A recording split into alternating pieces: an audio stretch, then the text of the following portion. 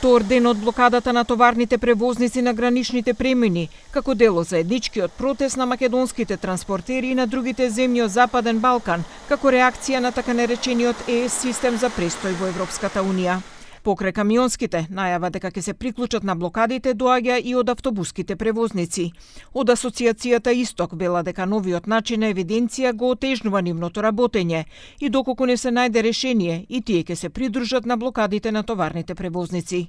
Председателката на Сдруженијето на транспортери Макам Транс, Билјана Муратовска, во изјава за ТВ21 вели дека очекува позитивно да се решат овие проблеми. Најави дека на блокадите ќе останат една недела, но доколку се најде на разбирање и започнат преговорите, тие ќе ги прекинат протестите.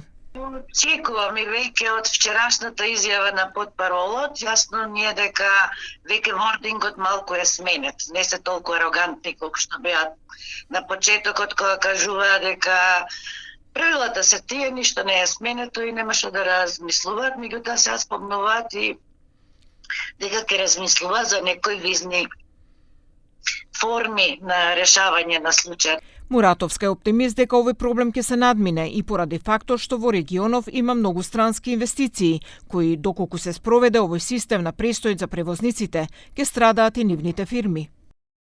Ова е проблем, како што и кажуваме, не само на Западен Балкан, ова е проблем и на Европска Унија, дека има премногу на оваа територија на Западен Балкан, има странски инвестиции. Они не дојдоа за да имаат скапи превози или да не можат да презвезат репроматеријал што го добиваат, па готовите производи што ги прават, да ги вратат назад.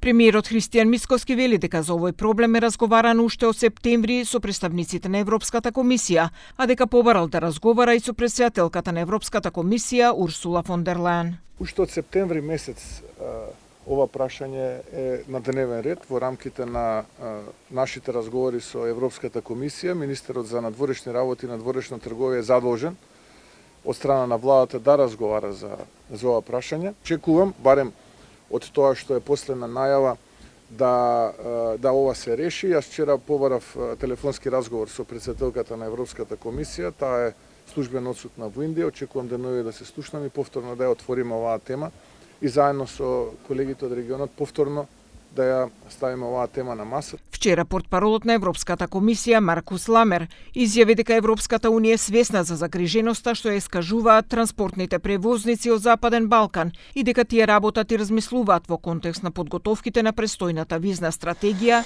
или со национални аранжмани која, како што истакна, ќе ја објават оваа недела.